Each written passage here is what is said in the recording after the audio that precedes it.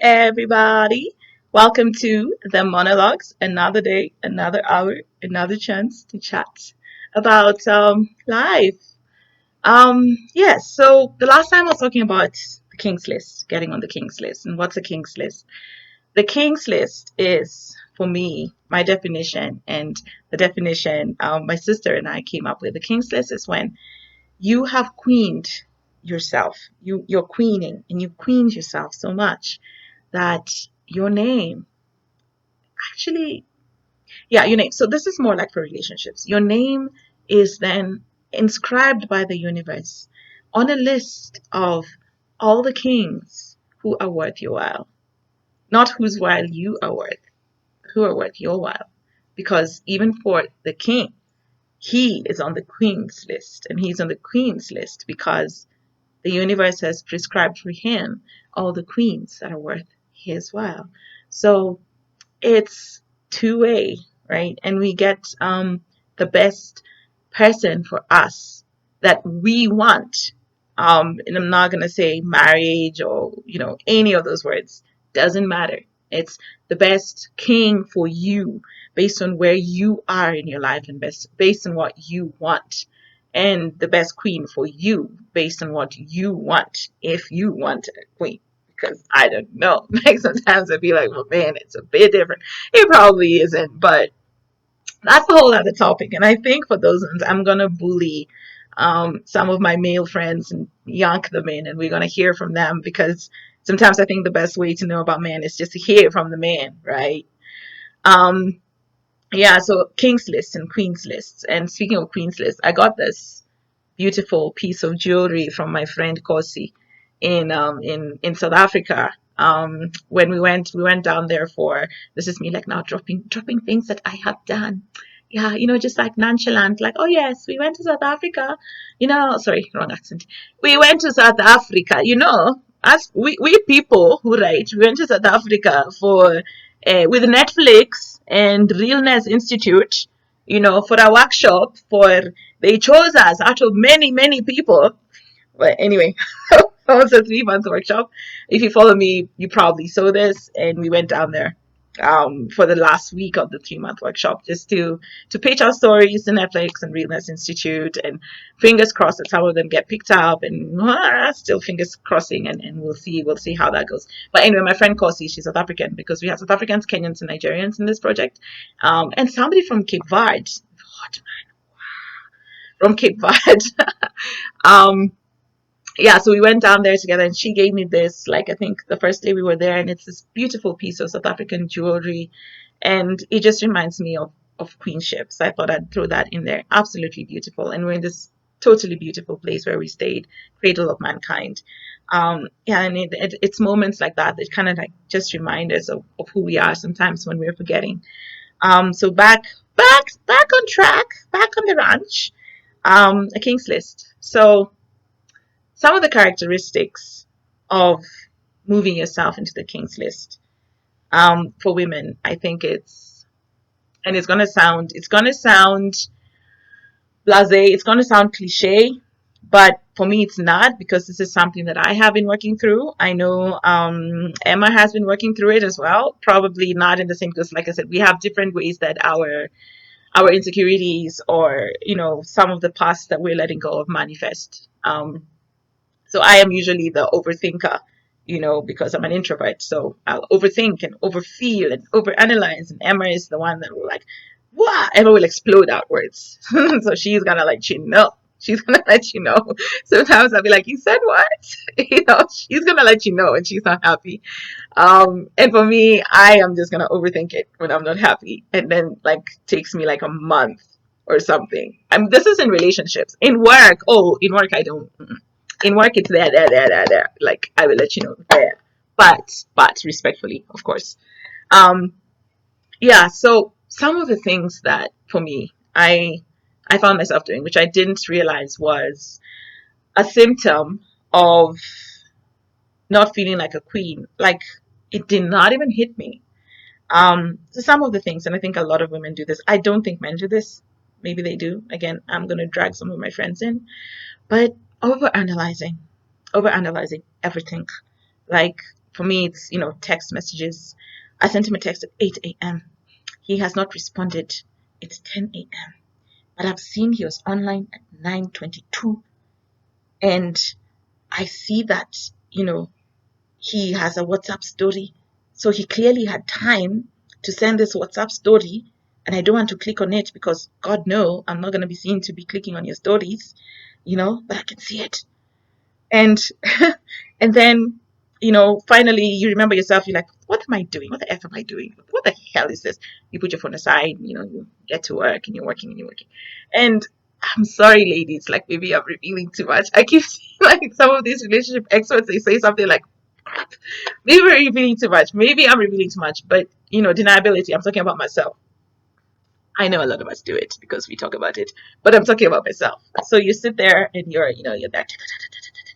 I'm doing this because I'm a writer. And then something happens, maybe someone calls you, because for now you've forgotten for reals, right? Like, yeah, you're focusing on your life because a queen has a livelihood that she's living. I don't mean necessarily like you're paying all your bills. No, no. You have something that you're doing, right? You have who you are, and this is really what part of the attraction is: who you are as a person and what you're doing and what you're contributing to your family, to your community, to yourself, to the world, whatever it is. So you're busy doing that because you finally remembered who you are, and then maybe a call comes in, you pick up the call. As you're holding there, like you see suddenly, or maybe a WhatsApp message comes in, or you check your WhatsApp and like, yes, responded. Okay, now you go back to that. I sent it at 8. He read it at 9:22. He was online at 10. He sent a WhatsApp thingy story. Okay. Now it is 2 o'clock and he has responded. Okay.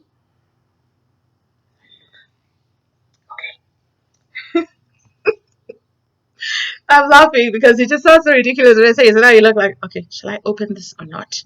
No, I'm not gonna open it. I'm not gonna open it. And I'm not gonna open it because if I open it, he'll think I was sitting here to open this message. Kwenda kabisa. Who does he think he is? Sure. You put the thing down. And you lie to yourself, oh yes, my producer was calling me about something, let me just check. But you just want to check, you're like, you survive until 4 o'clock, you open the message, it comes, you read it. Maybe it's a good message, right? Maybe it's been responded to how you thought you wanted it to be responded to. Maybe it's a one-word answer. So now you're like, okay. So if it's a good message, you're like, woo, yeah. And then now you pretend you don't really care, and then you continue. 10 minutes later, you respond. And or if it's not a good message, or a message that you don't think is a good message, now you start the over analysis once again. You took 3 hours to say, okay, great. Yani, y'all know what I'm talking about. If you know what I'm talking about, you want to hit the like. If you have done this, and I know you have done this, find me a woman who hasn't. Well, I'm sure there's some who hasn't, and God bless you. But if you've done this, you know what I'm talking about. And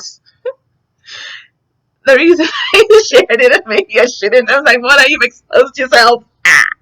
But it's fine. The reason I've exposed myself after the fact, so it's okay.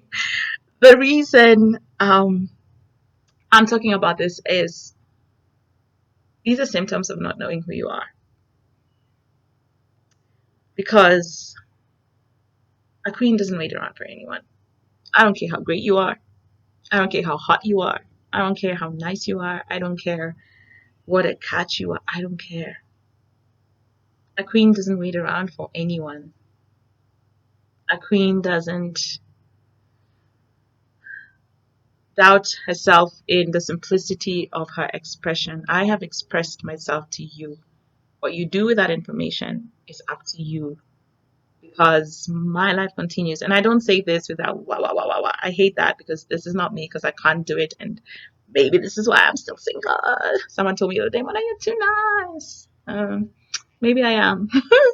He was like, because he had done something and I was upset with him. And I told him, I'm not happy with you.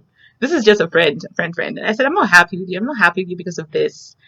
Um, and because he had done something I'd asked him not to do. And I was like, I expressly told you I did not want to do this thing, and now you're making me do it, and I'm not happy with you. And now I've been thrown under the bus, and so I had to do it. And so I was upset with him. And then So, I went away and then I calmed down and I was like, fine. So I did it. So I went back, and this was like in the space of 35 minutes. And so I went back and I said, I've forgiven you. I have gotten over it. I've forgiven you. We're good. And he says, no, no, no, no, no, no, no, no. Don't forgive me now. It's like, it's only been 30 minutes and we had the whole day together. We were doing something together.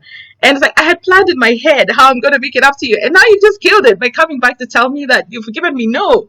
And then I was like, oh, okay. Okay, no, then no, then no, then I'm angry. How dare you? I told you, I dare you. And, but this time we're both laughing and I walk away and I'm like, well, maybe this is part of my problem is that once I'm over something, I'm over it and I move on.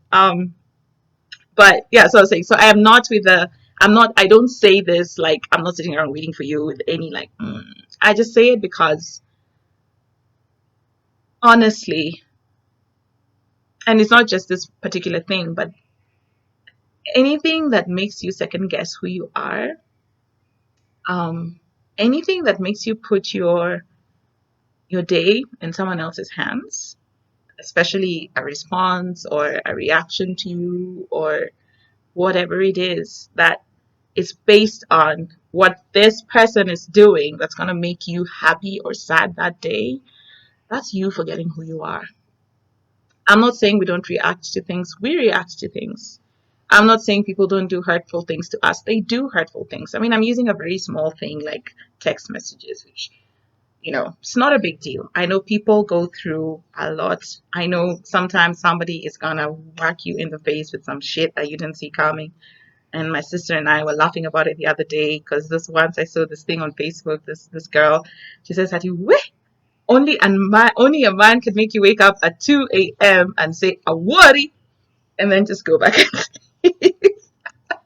For those who don't understand the language of United Kingdom, a worry is like what? I am shocked at you. I can't even translate it properly because it's one of those things that are lost in translation. It's like saying guy, and you can't like translate it. If you say like, oh my god, it's not the same thing, right? So a worry is like, yo, you have shocked me beyond. So it's like you wake up at 2 a.m. and you just shout, you have shocked me beyond. And that's all you say and you go and sleep. I know, I know, I know, I know, I know it can be hard. I know. Oh, trust me, I know.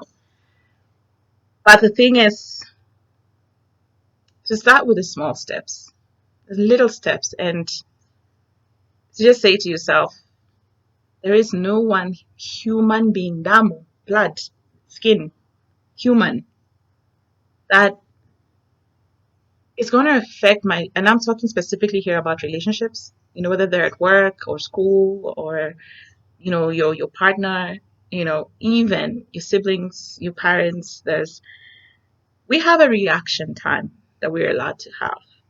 My sister and I have a 5 minute vent allowance.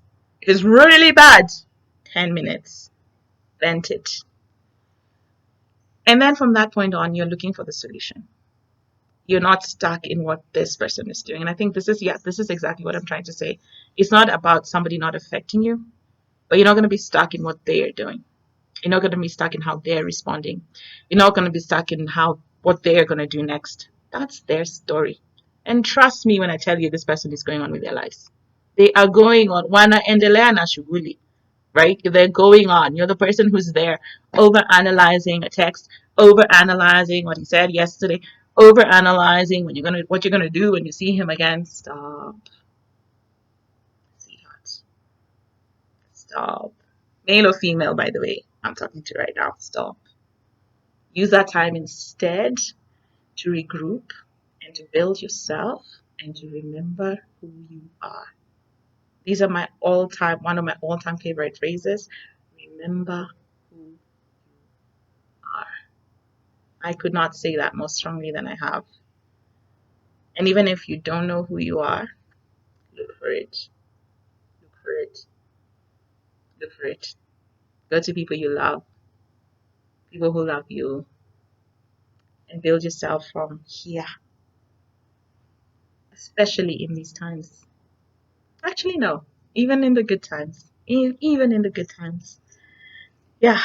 And that's how you get on the King's list, and that's how you get on the Queen's list.